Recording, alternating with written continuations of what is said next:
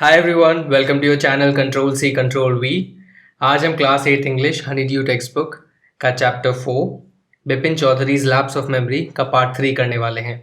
अगर आपने इस वीडियो का पार्ट 2 नहीं देखा है तो आपके राइट हैंड टॉप कॉर्नर में इसका लिंक है, उसे क्लिक करें और उस वीडियो को देखें। एज यूजुअल ये रहा आपके लिए क्रॉसवर्ड का सोल्यूशन, जो कि पिछले पार्ट का क्रॉसवर्ड था। आई होप उस वीडियो को देखने के बाद आप इसे पूरी तरह से सॉल्व कर चुके होंगे। अगर आप नहीं कर पाए तो इससे आपको सोल्यूशन मिलेगा, एंड अगर आपको कुछ डाउट है अभी भी सोल्यूशन में तो आप कमेंट्स में ज़रूर लिखिए। This is the crossword for this part of the video. काफ़ी छोटा क्रॉसवर्ड है और आई एम श्योर इस वीडियो को देखने के बाद आप इस क्रॉसवर्ड को आराम से सॉल्व कर पाएंगे। अगेन डोंट फॉरगेट कि ये क्रॉसवर्ड जो मैंने रखा है आपके वोकैबुलरी प्रैक्टिस के लिए रखा है, सो इसे नज़रअंदाज ना करें, सॉल्व करें। थोड़ा सा फन वे भी है आपके लिए and this will help you in the and. आज आपको क्रॉसवर्ड के लिए कोई भी हिंट नहीं मिलेगा and like always next video में इसका सोल्यूशन मिलेगा। सो चलिए पार्ट 3 स्टार्ट करते हैं। After lunch time Bipin Babu realized that he couldn't possibly carry on sitting at his desk and working. This had never happened in the 25 years he had been with the firm. He had a reputation for being a tireless, conscientious worker, but today his head was in a whirl. सो अपने office के lunch time के बाद बिपिन बाबू को realise हुआ कि उनके लिए possible नहीं है काम करना अपने डेस्क में बैठ के। कैरी ऑन का मतलब होता है to continue. So carry on is again a phrasal verb. ये फ्रेजल वर्ब है कैरी का। सो कैरी ऑन का मतलब होता है कि किसी काम को जो आप कर रहे हो उसको कंटिन्यू करना। सो अगर फॉर एग्जांपल आप सुबह पार्क में हैं और आपके सामने आपका एक फ्रेंड जो है वो रनिंग कर रहा है पार्क में, आपने उसे रोका एंड उससे कुछ बातें की and then you tell him कि चलो जाओ तुम अपनी जॉगिंग कंटिन्यू करो। So you will say to that person is okay go carry on with your jogging. So carry on का मतलब होता है टू कंटिन्यू। सो यहाँ पे बिपिन बाबू ने रियलाइज किया कि वो कंटिन्यू नहीं कर सकते अपने डेस्क में बैठ के काम करना। उनके साथ ऐसा कभी नहीं हुआ था 25 ईयर्स में। उनका जो कैरियर है काम का 25 ईयर्स का अपने फर्म में, फर्म यानी कंपनी, जिस कंपनी में वो काम कर रहे हैं उसको फर्म बोलते हैं। सो जिस कंपनी में वो 25 साल से काम कर रहे हैं उसमें उनके साथ पहले कभी नहीं हुआ था कि वो बैठ के काम नहीं कर पा रहे हैं। और उनकी एक रेपुटेशन थी। उनकी क्या रेपुटेशन थी? He was tireless and conscientious worker. Tireless का मतलब होता है कि जो कभी थके ना। In short उसको बोलते हैं एनर्जेटिक। सो कोई एनर्जेटिक बंदा हुआ तो उसको टायरलेस बोलेंगे। या जो बहुत ज्यादा एफर्ट दिखा के काम करते हैं, those who show great effort और एनर्जी। एंड कॉन्सेंशियस का मतलब क्या होता है? कॉन्सेंशियस का मतलब होता है डिलीजेंट, जो निष्ठापूर्वक अपना काम करते हैं बिना डिस्ट्रैक्शन के, और जो उनको काम दिया गया होता है वो आप पूरी तरह से करते हैं और अच्छे से करते हैं। सो इन अनदर वर्ड्स आप बोल सकते हो one who does his duty well and you can say thoroughly. So पूरी तरह से और अच्छे से जो अपना का ड्यूटी निभाता है, काम करता है, उसको कॉन्सेंशियस बोलते हैं। Now before we move forward मुझे आपको एक छोटी सी बात बतानी है। वो है ऐसे हार्ड वर्ड्स को डील करने की। पहली बात कि उनको कैसे डील किया जाता है। सेकेंडली जो कि अनदर इंपॉर्टेंट चीज़ है दैट इज कि how to pronounce these words, उनको बोला कैसे जाए। इस वर्ड को अगर आप देखोगे तो बहुत लोग इसको कॉन्साइंशियस भी बोल सकते हैं, which is wrong. Now English ऐसा सब्जेक्ट है जिसमें जैसा आप लिखते हो वैसा आप पढ़ते हो वैसा नहीं है। आप अगर हिंदी में देखोगे तो अगर मैं लिखूं मगर, तो आपने म ग र साउंड आपको पता चल गया तो आप मगर पढ़ लोगे। इसके कोई भी एक्सेप्शन नहीं है। इसके कोई भी ऐसा नहीं है कि अगर म ग के साथ आया तो वो अलग तरीके से प्रोनाउंस होगा, बट इंग्लिश में ऐसा है। इंग्लिश में ऐसा क्या है कि कुछ ऐसे कॉम्बिनेशन ऑफ अगर लेटर्स बन जाए तो उनका प्रोनाउंसिएशन डिफरेंट हो जाता है। And also there are certain cases जिनका प्रोनाउंसिएशन बहुत ही कन्वेंशनल होता है एंड आपको लर्न ही करना पड़ता है। इसमें फोनेटिक्स आपको काम नहीं आएगी। फोनेटिक्स एक सब्जेक्ट होता है जिसमें आप वर्ड्स की प्रोनाउंसिएशन को कैसे जानते हैं, पढ़ते हैं, उसको समझते हैं। उसमें जाने की ज़रूरत नहीं है, बहुत ही एडवांस चीज़ हो गई वो। बट आपके पास एक बहुत ही सिंपल टूल है, आप सबके पास, आपके पास गूगल है and I tell you how you can use Google बहुत ही क्विकली प्रोनाउंसिएशन सीखने के लिए। तो लेट्स अज्यूम आपके पास ये वर्ड आया कॉन्सेंशियस। आपने उसको टाइप किया कॉन्सेंशियस मीनिंग एंड देन आपको गूगल इस तरह से मीनिंग दिखाता है। जैसे ही आप कोई वर्ड डालोगे एंड उसके स्पेस दीजिए, फिर आप मीनिंग लिखिए, तो इस तरह से वो डिक्शनरी का रिजल्ट गूगल आपको सबसे ऊपर पेज में देगा। एंड देन आप क्या उसका मीनिंग यहाँ पे पढ़ सकते हो। सो कॉन्सेंशियस का मीनिंग क्या है? Wishing to do one's work और ड्यूटी वेल एंड थरोली, जैसा मैंने आपको बताया। एंड वहां पे नीचे एक एग्जाम्पल भी दिया है कि आप कैसे इस वर्ड को यूज कर सकते हो। ये भी एक इंपॉर्टेंट चीज है समझना कि कैसे आपको किसी वर्ड को किसी सेंटेंस में यूज करना है, एंड वो चीज समझ के ही आप मल्टीपल वेज में उसको यूज कर सकते हैं। And another thing you will see कि यहाँ पे उसके बारे में बताता है कि कौन सा फॉर्म है, is it noun, is it adjective, is it verb. So यहाँ पे ये एडजेक्टिव हो गया, आप किसी भी पर्सन के लिए ये यूज करेंगे तो उसकी क्वालिटी हो जाएगी, so it's an adjective. But the thing I want to tell you is कि इसके बाजू में आप ये स्पीकर आइकन देख रहे हैं, राइट? सो इसको जब आप क्लिक करेंगे तो it will spell out this word. तो कैसे इसको प्रोनाउंस करना है वो उस वर्ड को प्रोनाउंस करेगा, but there is a catch. वो प्रोनाउंसिएशन या तो ब्रिटिश इंग्लिश में बाय डिफॉल्ट होगी या तो वो अमेरिकन इंग्लिश में बाय डिफॉल्ट होगी, but there is something called Indian English जो हम फॉलो कर रहे हैं, and it is now established. इसका मतलब ये है कि दुनिया अब इस चीज को समझ रही है कि इंडियंस का अपना वे है चीजों को बोलने का, and they are recognising it, उसको वो महत्व दे रहे हैं। एंड आपको गूगल में भी ये चीज अलग से मिल जाएगी कि इंडियंस कैसे इन चीजों को प्रोनाउंस करते हैं, एंड इट्स बेटर कि आप उस चीज को फॉलो करें, क्योंकि हमारी खुद की एक आइडेंटिटी है। हमें ब्रिटिश को या अमेरिकन को फॉलो करने की जरूरत नहीं, कॉपी करने की जरूरत नहीं है। हमारे अपने देश में हमारा वे है किसी चीज को बोलने का, and it is perfectly fine. So आप जैसे ही इस पर्टिकुलर आइकन पे क्लिक करोगे तो वो इस वर्ड का या जो भी वर्ड आप ढूंढ रहे हो उसका प्रोनाउंसिएशन बोलेगा, एंड देन नीचे एक और बटन आ जाएगा जिसके बारे में मैं आपको एक्चुअली बताना चाह रहा हूँ। सो इस बटन में क्या होगा, इसमें आपको लिखा है लर्न टू प्रोनाउंस, तो इस प्रोनाउंस करना सीखिए। जब आप इस पर क्लिक करेंगे फाइनली तो एक अलग से वेब पेज खुलेगा, नया सर्च खुलेगा, एंड उसमें इस तरह से एक बॉक्स होगा जिसमें कुछ वर्ड्स लिखे हुए होंगे जो कि बेसिकली उसके साउंड्स हैं कि आपको कैसे बोलना है। सो यहाँ पे आप जब क्लिक करोगे ऑप्शन पे तो आपके पास 3 ऑप्शन आएंगे। आपको इंडियन इंग्लिश को चूज करना है। जब आप चूज करेंगे तो यहाँ आपके पास उस वॉइसेस को वर्ड के फॉर्म में लिखा जाएगा, उसकी डायरेक्ट स्पेलिंग नहीं है। ये ऐसे क्यों लिखा गया है? ये ऐसे इसलिए लिखा गया है कि इनको जैसे वो लिखा गया वैसे आप पढ़ोगे तो आपको इसका प्रोनाउंसिएशन हो जाएगा। जैसे मैंने आपको बताया था कि मगर है और आप मगर को मगर पढ़ते हो तो मगर इज द राइट प्रोनाउंसिएशन। अब ये चीज आपको इस पर्टिकुलर कॉम्बिनेशन ऑफ वर्ड्स पे करनी है। सो यहाँ पे लिखा है कन, तो आप इसको बोलेंगे कन। सेन, यहाँ लिखा है सेन। शी, अस। सो आप यहाँ पे इसको प्रोनाउंसिएशन फिर कैसे हो जाएगा आप कंबाइन कर लीजिए, कंसेंशियस। यहाँ आप देखोगे एक साउंड को बोल्ड में लिखा गया है। बोल्ड में लिखा गया है इसका मतलब ये है कि आपको इस पे जोर देना है। तो इस पूरे वर्ड में जिसमें कंसेंशियस है तो सन को बहुत ज्यादा बोलना है, उसको ऊंचे में थोड़ा सा बोलना है, उसमें स्ट्रेस देके बोलना है।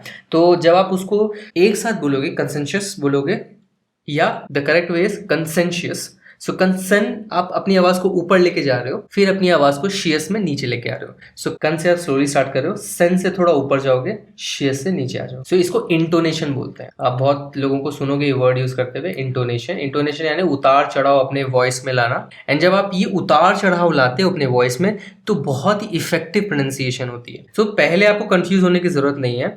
अब हमारे टंग में एक मसल मेमोरी होती है, हमारा टंग भी एक मसल है, उसकी मेमोरी होती है। जैसे आप बैडमिंटन खेलते हो या कोई स्पोर्ट्स खेलते हो तो अपने आप आपका हाथ वैसे ही घूमने लगता है अगर आप प्रैक्टिस करो तो। वैसे ही जीभ के साथ हमारा ऐसा ही है कि आप किसी वर्ड्स को धीरे धीरे बोलते रहोगे सही तरीके से तो आपकी प्रैक्टिस हो जाएगी। तो सबसे पहले आप क्या करो, पहले तो इसको प्रोनाउंस करना सीखो, इंटोनेशन भूल जाओ। देन सेकेंड स्टेप आएगा कि आप इंटोनेशन लाओ। So first step is just read it out, conscientious, and then second is conscientious. तो जब आप इंटोनेशन लाओगे तो एक बहुत ही अच्छे वे में आपके वर्ड्स फ्लो होंगे, एंड जो भी सुन रहा है आपको उसको भी काफ़ी अच्छा लगेगा कि आप कितने सही से प्रोनाउंसिएशन कर रहे हैं। एंड इसी से आपकी जो है धीरे धीरे प्रोनाउंसिएशन स्किल जो भी है इम्प्रूव होगी। एंड बच्चों आप क्लास 8th में हो अभी, and I would really really really stress you कि इस चीज़ को आप नज़रअंदाज ना करें, बिकॉज अल्टीमेटली जब भी आप लैंग्वेज सीखते हो तो लिखने के लिए या पढ़ने से ज़्यादा आप बोलने के लिए इस्तेमाल करते हो। अगर आप वॉल्यूम देखोगे, आप हिंदी अपनी भाषा जो यूज़ कर रहे हो उसको बोलने के लिए सबसे ज़्यादा यूज़ करते हो, अपने आप को एक्सप्रेस करने के लिए। सिमिलर केस होगा आपके इंग्लिश लैंग्वेज में भी। जब आप इंग्लिश में बातें करोगे, इंग्लिश स्पीकिंग कंट्रीज में जाओगे या उन लोगों से बातें करोगे तो ज़्यादा आप बोल के बातें करोगे। सो बोल के जब आप करेक्ट चीज़ें सही से बोलोगे तो सामने वाले को भी समझ में आ जाएगा आप क्या बोल रहे हो। So I hope that was useful to you. आगे बढ़ते हैं। लास्ट में इसमें लिखा है but today his head was in a world. World का मतलब होता है कोई भी चीज़ ऐसे घूमती है ना, जैसे वॉशिंग मशीन में आपके पानी कैसे घूमता है तो उसको वर्ल्ड मोशन बोलते हैं, that is a spinning motion. Head was in a world एक पॉपुलर फ्रेज है, एक इडियम की तरह है।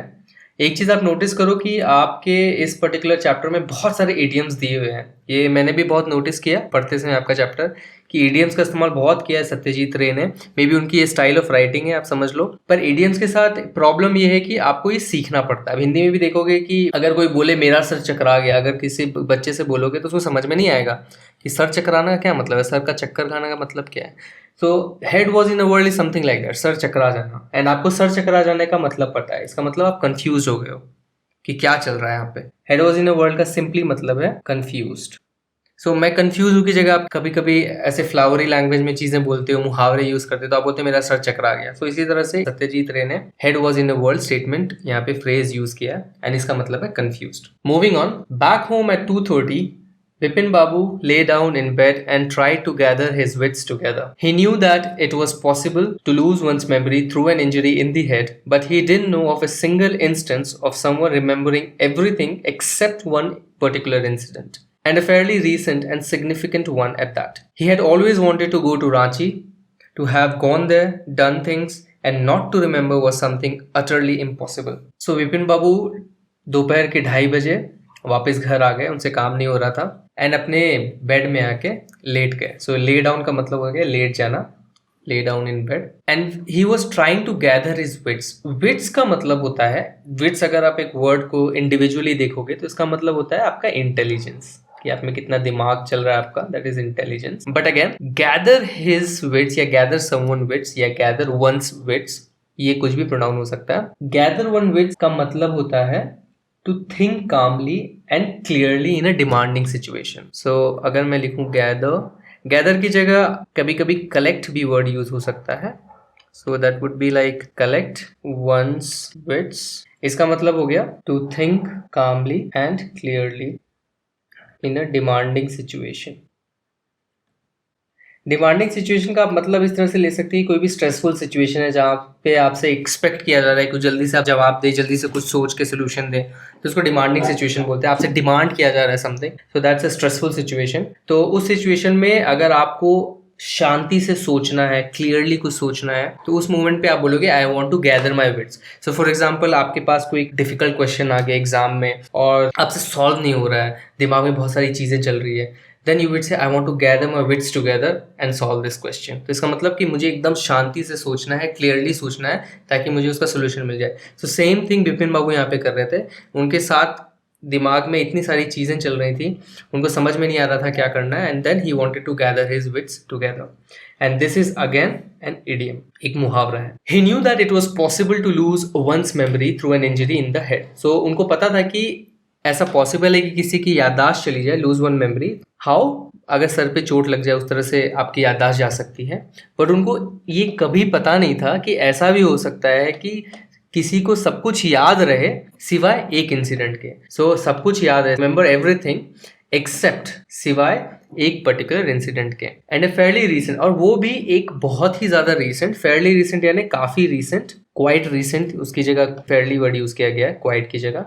Quite recent and significant one, और काफी इंपॉर्टेंट, और उनके लिए रांची का ट्रिप एक इंपॉर्टेंट ट्रिप था। वो ऐसा क्यों बोल रहे हैं? बिकॉज वो हमेशा से रांची जाना चाहते थे, उनके विश लिस्ट में था कि मुझे रांची जाना है, एंड उनके पास बहुत सारी थॉट्स थे कि मुझे वहाँ जाना है, बहुत सारी चीज़ें करनी है, और ऐसा होने के बावजूद, उनके विश लिस्ट में होने के बावजूद वो वहाँ पे गए हों और उन्हें याद ना हो, एंड नॉट टू रिमेंबर, वो अटरली इम्पॉसिबल चीज है। सो अटर वर्ड आपको याद होगा, पिछले पार्ट्स में आया था। अटर का मतलब होता है कंप्लीट या absolute.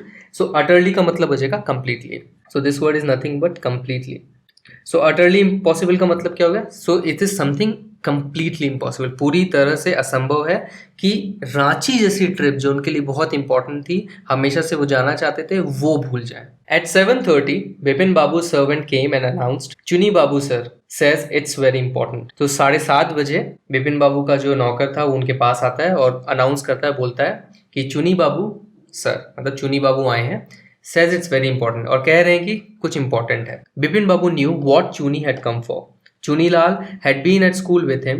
He had been having a rough time lately and had been coming to see him about a job. Bipin Babu knew it was not possible to do anything for him and, in fact, told him so. But Chuni kept turning up like a bad penny. Bipin Babu को पता था कि चूनी किस लिए आया है। चूनी लाल उनके साथ उनके स्कूल में था। He had been at school with him.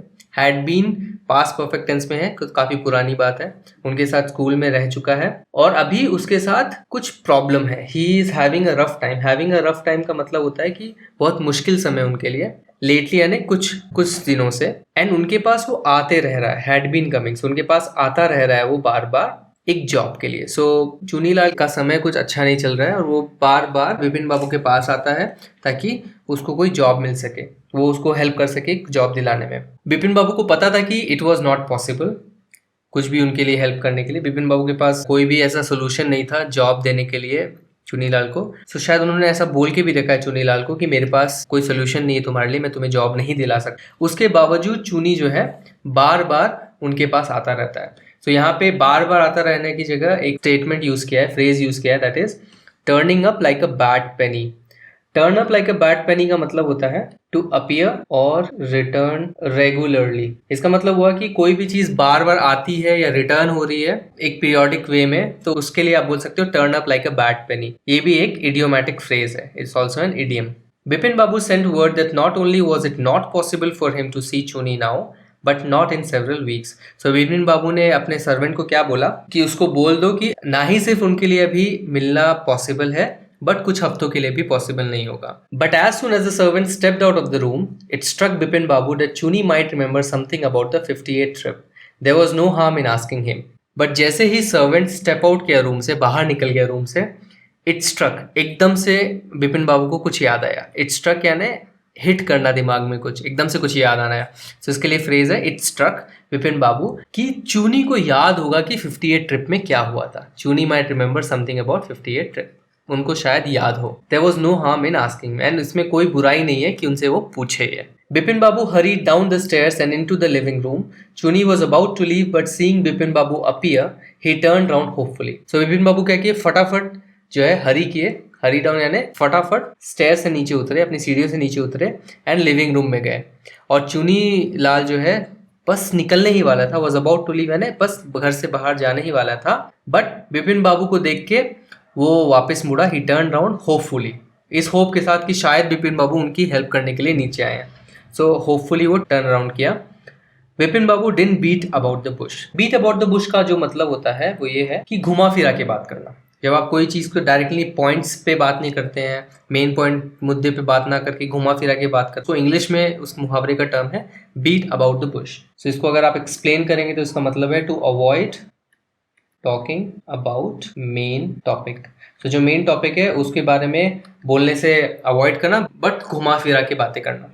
So Bipin Babu didn't do this. Didn't मतलब उन्होंने ये नहीं किया, मतलब वो डायरेक्टली पॉइंट पे आ गए। Listen Chuni, I want to ask you something. You have a good memory and you have been seeing me off and on for a long time. Just throw your mind back and tell me, did I go to Ranchi in 58? Chuni said, 58? It must have been 58, or was it 59? So बोलते हैं चुनी सुनो, मुझे तुमसे एक बात पूछनी है, I want to ask you something. तुम्हारी मेमोरी काफ़ी अच्छी है, you have a good memory. And तुम मेरे से मिलने आते रहते हो। ऑफ एंड ऑन का मतलब है नाउ एंड देन। आजकल तुम आते ही रहते हो मुझसे मिलने। ऑफ एंड ऑन का मतलब हो गया नाउ एंड देन। और काफी टाइम से ये कर रहे हो, तुम काफी टाइम से मेरे से मिलने आते रहते हो। तो अपना दिमाग पीछे रिवाइंड करो, थ्रो योर माइंड बैक, पीछे रिवाइंड करो दिमाग और मुझे बताओ, अपनी मेमोरी में से ढूंढो कि क्या मैं 58 में रांची गया था। तो जो उनको दिमाग में बात खा रही थी वही बात उन्होंने चुनी बाबू से पूछी। सो चुनी ने क्या रिप्लाई दिया, 58? वो 58 ही होगा, इट मस्ट हैव बीन 58, और क्या पता 59 हो। तो वो याद करने की कोशिश कर रहे हैं रांची ट्रिप के बारे में। You are sure that I did go to Ranchi?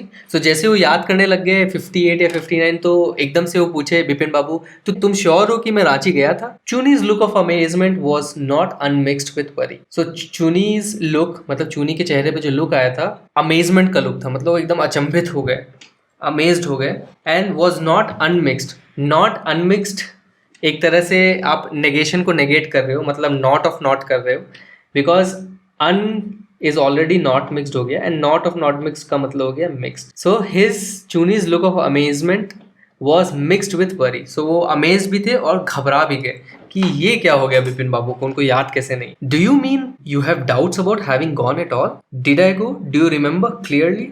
सो अभी चुनी बाबू क्या पूछ रहे हैं, तुम्हारा मतलब डू यू मीन, ये डी अपोस्ट्रोफी और ऐसे लिखा हुआ है, इसका मतलब है डू यू मीन। ये एक तरह से शॉर्ट हैंड हो गया। सो डू यू मतलब है यहाँ पे तुम्हारा मतलब तुम्हें डाउट है कि तुम वहां गए थे, have you gone at all? तो वो दोबारा बिपिन बाबू पूछते हैं, क्या मैं गया था?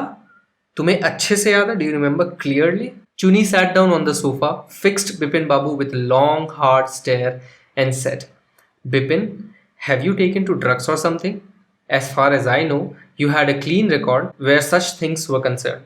I know that old friendships don't mean much to you, but at least you had a good memory. You can't really mean that you have forgotten about the Ranchi trip. So चुनी लाल जो है वो सोफे में बैठ गए और वो एकदम कड़ी नजरों से विपिन बाबू को देखने लगे और बहुत लंबे ड्यूरेशन तक वो स्टेयर करने लगे। मतलब इतने ज्यादा अचंभित हो गए वो कि एकदम उस गौर से बहुत ही कड़ी नजरों से उनको देखने लग गए। और फिर फाइनली बोले, बिपिन क्या तुम ड्रग्स लेने लग गए हो? Have you taken to drugs और समथिंग? और जहां तक मुझे पता है तुम्हारा रिकॉर्ड क्लीन है, तुम ये सब काम नहीं करते हो, तुम्हारा क्लीन रिकॉर्ड है जहां तक इन सब चीजों की बात है, when these things are concern. और मुझे पता है कि तुम्हारे लिए जो पुरानी दोस्ती है मायने नहीं रखती है, you know the old friendships don't mean much to you, but at least तुम्हारे जो मेमोरी है वो काफी अच्छी है, ये मुझे पता है। सो तुम्हारा मतलब ये नहीं हो सकता कि तुम ये इस रांची ट्रिप के बारे में भूल गए हो बिल्कुल। Bipin Babu had to turn away from Chuni's incredulous stare. Do you remember what my last job was? asked Chunilal. Of course, you worked in a travel agency. You remember that, and you don't remember that it was I who fixed up your railway booking for Ranchi? I went to the station to see you off. One of the fans in your compartment was not working. I got an electrician to fix it. Have you forgotten everything? Whatever is the matter with you, you don't look too well, you know. So Bipin Babu had to turn away, मतलब उनको अपना चेहरा हटाना पड़ा चुनीलाल के stair से। And उनका stair कैसा था? इनक्रेजुलस। इनक्रेजुलस का मीनिंग होता है अनेबल टू बिलीव समथिंग। एक तरह से अनबिलीवेबल चीज जब सामने आ जाती है तो आप इनक्रेजुलस स्टेयर देते हो, मतलब आप विश्वास नहीं कर पा रहे हो कि आपके सामने क्या है। सो इनक्रेजुलस स्टेयर एक बहुत ही पॉपुलर वे है इनक्रेजुलस वर्ड यूज करने का। इनक्रेजुलस स्टेयर मतलब हो गया जब आप किसी चीज को देख रहे हो, आपको विश्वास नहीं हो रहा आप क्या देख रहे हो, तो यू विल से कि he is looking with an incredulous stare. एक तरह से एक और वर्ड होता है गैस्प, कि जब आप मुंह खोल लेते हो, आपके सामने कुछ अचंभित सी चीज़ें हो रही है, आपके सामने कुछ अनबिलीवेबल सी चीज़ें होती है, तो आपका कैसे मुंह खुला रह जाता है, तो उसको गैस्प बोलते हैं। सो इनक्रेजुलस स्टेयर हो गया, इनक्रेजुलस गैस्प हो गया। तो इस तरह से आप कॉम्बिनेशन ऑफ वर्ड्स यूज़ कर सकते हैं। तो चुनीलाल उनसे पूछता है कि तुम्हें याद है कि मेरा लास्ट जॉब क्या था? तो बिपिन बाबू रिप्लाई करते हैं, ऑफ कोर्स मुझे याद है, तुम ट्रैवल एजेंसी में काम करते थे। तो चुनीलाल रिप्लाई करते हैं, तुम्हें वो याद है लेकिन तुम्हें ये याद नहीं है कि मैंने ही तुम्हारी रेलवे बुकिंग की थी, ट्रेन की टिकट बुक किए थे रांची के लिए। सो फिक्स्ड अप, अगेन ये वर्ड पहले भी आया था। फिक्स अप मतलब हो गया टू अरेंज, फिक्स अप का मतलब होता है अरेंज करना। So I fixed up your railway booking for Ranchi. मैं स्टेशन गया तुम्हें सी ऑफ करने, और तुम्हारे कंपार्टमेंट का, तुम्हारा जो ट्रेन का कंपार्टमेंट था उसका एक पंखा नहीं चल रहा था, तो मैंने एक इलेक्ट्रिशियन को बुलाया ताकि उसको ठीक कर सके। फिक्स करना मतलब टू रिपेयर। सो आप देखोगे एक ही पैराग्राफ में एक ही वर्ड का कितना अलग अलग तरीके से यूज किया गया। फिक्स अप मतलब टू अरेंज करना किसी चीज को, एंड फिक्स करना मतलब रिपेयर करना। एंड ये बहुत ज़्यादा पॉपुलर यूसेज है, late me fix it for you. अगर किसी की कोई चीज़ खराब हो जाए, आप उसको बोलना चाहते हो चलो मैं ठीक कर देता हूँ, सो आप उसको बोलेंगे late me fix it for you. And ये वर्ड का इस्तेमाल आप किसी भी चीज़ के लिए भी कर सकते हो। कोई भी चीज़ खराब हो गई हो, आप उसको रिपेयर करना है तो आप directly fix it word use कर सकते हो। I want to fix it for you, let me fix. Have you forgotten everything? क्या तुम सब कुछ भूल गए हो? जो भी तुम्हारे साथ हो रहा है, what ever is the matter with you, तुम अच्छे नहीं लग रहे हो, मतलब तुम बीमार लग रहे हो, you don't look too well, you know. Bipin Babu sighed and shook his head. So Bipin Babu ने आह भरी और अपना सर हिलाया। मैं बहुत ज्यादा काम कर रहा हूँ, I have been working too hard, he said at last. That must be the reason, must see about consulting a specialist. So मैं बहुत ज्यादा काम कर रहा हूँ, आखिर में उन्होंने बोला, एंड यही रीजन होगा, यही रीजन हो सकता है इस पर्टिकुलर चीज का जो मैं भूल गया हूँ रांची का ट्रिप। मुझे किसी स्पेशलिस्ट से मिलना चाहिए। कंसल्ट करना मतलब होता है किसी की राय लेना, टू टेक ओपिनियन। तो आप जब भी किसी डॉक्टर को देखने जाते हो तो आप वर्ड करते हो I am going to consult a doctor, तो डॉक्टर की राय लेने जा रहा हूँ, टू टेक ओपिनियन या एडवाइस, तो उसके लिए आप वर्ड यूज़ करते हो कंसल्ट करना। सो अब वो किसी स्पेशलिस्ट के पास कंसल्ट करने जाएंगे, ऐसा उन्होंने बोला। Doubtless it was Bipin's condition which made Chunilal leave without mentioning anything about a job. So इसमें कोई डाउट नहीं था कि बिपिन की कंडीशन देख के, उनकी हालत देख के चुनीलाल बिना कुछ जॉब के बारे में बोले चले गए। तो उन्होंने कुछ नहीं बोला कि मुझे जॉब चाहिए, मुझे जॉब दिला दो। उसकी हालत ऐसी देख के वो चुपचाप निकल लिए। Paresh Chanda was a young physician with a pair of bright eyes and a sharp nose. He became thoughtful when he heard about Bipin Babu's symptoms. Look, Dr. Chanda, said Bipin Babu desperately. You must cure me of this horrible illness, I can't tell you how it's affecting my work. So लगता है वो किसी specialist Paresh चंदा के पास गए। वो एक young physician थे। उनके कुछ फीचर्स के बारे में डिस्क्राइब कर रहे हैं राइटर। तो बोल रहे हैं उनकी आईज ब्राइट थी और उनकी नाक तीखी थी, here the sharp nose, and he became thoughtful. तो वो एकदम सोच में चले गए जब उन्होंने बिपिन बाबू का केस या सिम्टम, उनके सिम्टम के बारे में सुना। सो बिपिन बाबू क्या बोल रहे थे, लुक डॉक्टर चंदा, देखिए डॉक्टर चंदा। और उन्होंने ऐसा डेस्परेटली बोला। डेस्परेटली का मतलब होता है शोइंग नो होप, मतलब निराशापूर्वक। मतलब आपके पास कोई होप नहीं बची है तो आप बोलोगे I am desperate. So desperately मतलब निराशापूर्वक उन्होंने बोला, आपको मुझे इस इलनेस, इस भयंकर, हॉरिबल का मतलब होता है भयंकर, इस भयंकर बीमारी से क्योर करना होगा, मुझे ठीक करना होगा। मैं बता नहीं सकता आपको कि ये मेरे काम में कितना अफेक्ट कर रही है। डॉक्टर चंदा shook his head. You know what, Mr. Chaudhary, he said, I've never had to deal with a case such as yours. Frankly, this is quite outside my field of experience. But I have one suggestion. I don't know if it will work, but it's worth a try. It can do no harm. Doctor चंदा ने अपना sir हिलाया। उन्होंने बोला, आपको पता है mister Chaudhary, you know what, ये भी एक तरह से बोलने का तरीका है। आपको पता है, क्या तुम जानते हो? So you know what is the very popular phrase. तो you know what mister Chowdhury, मुझे कभी भी ऐसा केस डील नहीं करना पड़ा जैसा आपका है। और फ्रैंकली, फ्रैंकली मतलब बिना कुछ छुपाए, बहुत ही फ्रैंकली, बहुत ही सीधे तरीके से कुछ बोलना, उसको बोलते हैं फ्रैंकली। ये मेरे फील्ड ऑफ एक्सपीरियंस के बाहर है। तो बहुत ही ऑनेस्टली उन्होंने बोला कि ये मेरे एक्सपीरियंस के बाहर है, मैंने कभी भी ऐसा केस नहीं देखा है। एंड मेरे पास आपके लिए एक सुझाव है, there is one suggestion. Suggestion यानी सुझाव। मुझे पता नहीं कि ये काम करे, I don't know if it will work, but it's worth a try. It's worth a try का मतलब होता है कि ट्राई करने में कोई हर्जा नहीं है, शायद कुछ फ़ायदा ही हो जाए। तो इट्स वर्थ अ ट्राई यानी ट्राई करने में फ़ायदा है। It can do no harm, इसको करने में कोई बुराई नहीं है, कुछ नुकसान नहीं है। बिपिन बाबू लीन फॉरवर्ड एंग्शियसली। बिपिन बाबू जो है एकदम आगे की तरफ लीन कर गए, झुक गए सुनने के लिए। एंग्शियसली, एंग्शियसली यानी, एंग्शियसली का मतलब होता है या तो आप चिंतित हैं तो उसलिए भी आप वर्ड यूज करते हो एंग्शियस, या बहुत ज़्यादा एक्साइटेड है तो भी आप वर्ड यूज करते हो anxious. As far as I can make out, said Dr. Chanda, and I think you are of the same opinion. You must have been to Ranchi, but due to some unknown reason, the entire episode has slipped out of your mind. What I suggest is that you go to Ranchi once again. The sight of the place may remind you of your trip. This is not impossible. As far as I can make out, जहाँ तक मुझे लग रहा है, इसका मतलब हो गया जहाँ तक मुझे लग रहा है, डॉक्टर चंदा बोले। एंड आई थिंक, मेरा ऐसा सोचना है कि आपको भी यही लगता है, you are of the same opinion, आपका भी यही ओपिनियन है कि आप रांची गए हैं। तो वो बोल रहे हैं कि मुझे ऐसा लगता है कि आपको भी पता है ये बात कि आप रांची गए हैं, बट कुछ अननोन रीज़न की वजह से, अननोन मतलब कि जिसके बारे में हमें पता नहीं है, कुछ अननोन रीज़न की वजह से ये जो पूरा एपिसोड है, द एंटायर एपिसोड, एपिसोड यानी एक शॉर्ट सेगमेंट, कोई भी चीज़ इवेंट हुआ है लाइफ का तो एक शॉर्ट इवेंट, एक पर्टिकुलर सेक्शन ऑफ इवेंट को आप एपिसोड बोलते हो, जैसे आप एपिसोड्स देखते हो सीरियल्स के। तो इस तरह से वो रांची की ट्रिप को एक एपिसोड बोल रहा है। तो ये जो एंटायर एपिसोड है वो आपके दिमाग से स्लिप आउट हो गया, मतलब एकदम से चला गया। और मैं आपको क्या सजेस्ट करता हूँ, क्या सुझाव देता हूँ कि आप रांची दोबारा जाइए। So you go to Ranchi once again, वापस जाइए। The sight of the place may remind you of your trip. और ऐसा हो सकता है कि जैसे ही आप रांची देखेंगे, the sight of the place, उस जगह की नज़र से जो है आपको वो ट्रिप याद आ जाएगी। This is not impossible. So ये बोल रहे हैं कि ये इम्पॉसिबल नहीं है। अगेन यहाँ पे नेगेशन ऑफ नेगेशन यूज़ किया। इम्पॉसिबल का मतलब जो पॉसिबल नहीं है, नॉट इम्पॉसिबल का मतलब क्या हो गया, पॉसिबल। सो बोलना चाह रहे हैं कि this is possible. More than that I can not do at the moment. I am prescribing a nerve tonic and a tranquilliser.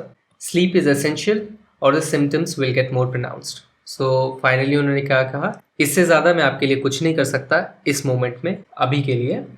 I am prescribing. Prescribing एक वर्ड है जो हम डॉक्टर्स के लिए काफ़ी यूज़ करते हैं कि जब वो हमें कुछ एडवाइस देते हैं, रिटन एडवाइस, जिसमें आप जाते हो डॉक्टर के पास, वो पेज में कुछ लिखते रहते हैं जिसमें लिखते हैं कि आपको क्या बीमारी हुई है, उनको क्या लगता है बीमारी क्या है, और फिर वो कुछ मेडिसिन भी लिखते हैं।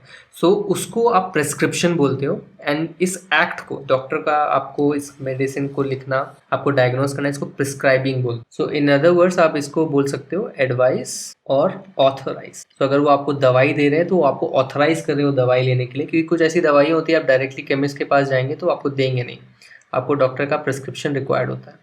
तो इसलिए इसको बोलते हैं प्रेस्क्राइबिंग। तो वो उनको एक नर्व टॉनिक दे रहे हैं और एक ट्रैंक्विलाइजर दे रहे हैं। ट्रैंक्विलाइजर एक दवाई होती है जिससे आपका स्ट्रेस कम होता है, तो सबका स्ट्रेस या एंग्जाइटी कम करने के लिए एक दवा होती है, उसको ट्रैंक्विलाइजर बोलते हैं, शांत करने के लिए। ट्रैंक्विलाइजर जो वर्ड है उसमें वर्ड होता है ट्रैंकिल। ट्रैंकिल वर्ड का मतलब होता है पीस, तो शांति देने के लिए जो दवाई है उसको ट्रैंक्विलाइजर बोलते हैं। स्लीप इज एसेंशियल, नींद आपके लिए बहुत ज़रूरी है, नहीं तो ये जो सिम्टम्स है और प्रोनाउंस हो जाएंगे।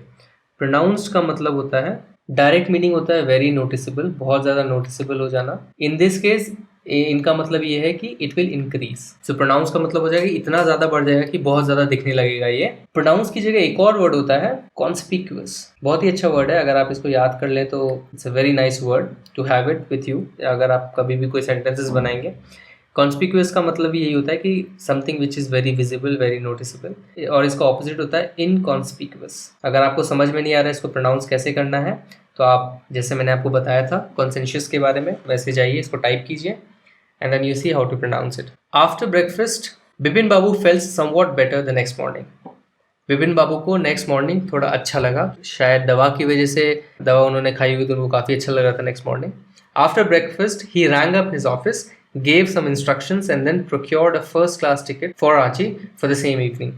So नाश्ते के बाद उन्होंने अपने ऑफिस में फ़ोन लगाया, उन्होंने कुछ इंस्ट्रक्शन दी, शायद कुछ बोल रहे हो कि मैं नहीं आ पा रहा हूँ या लीव ले रहा हूँ। एंड देन प्रोक्योर यानी टू अक्वायर, किसी चीज़ को लेना यानी प्रोक्योर करना हुआ। सो उन्होंने फर्स्ट क्लास टिकट ली रांची के लिए उसी शाम के लिए। सो जैसे वो उठे, ऑफिस में फ़ोन किया उन्होंने, कुछ इंस्ट्रक्शंस दिए ऑफिस में, और उन्होंने फर्स्ट क्लास टिकट प्रोक्योर की रांची के लिए और उसी शाम के लिए। तो इसका मतलब विपिन बाबू को वो सुझाव पसंद आ गया डॉक्टर का, फिजिशियन का, कि उन्हें रांची जाना चाहिए। उनको ऐसा लग रहा है कि रांची जाके उस जगह को देख के उनको याद आ जाएगा वो पूरा event. Thanks for watching this video. अगर ये वीडियो आपको पसंद आया तो इस वीडियो को एक लाइक दीजिए, हमारे चैनल को सब्सक्राइब कीजिए और कमेंट्स के जरिए अपना फीडबैक दीजिए। इन छोटे स्टेप्स से आप हमारे चैनल को ग्रो करने में हेल्प करेंगे ताकि हम आपके लिए बहुत सारे वीडियोस बना सकें। इस चैप्टर के पार्ट 4 के लिए स्टे ट्यून्ड। Bye bye.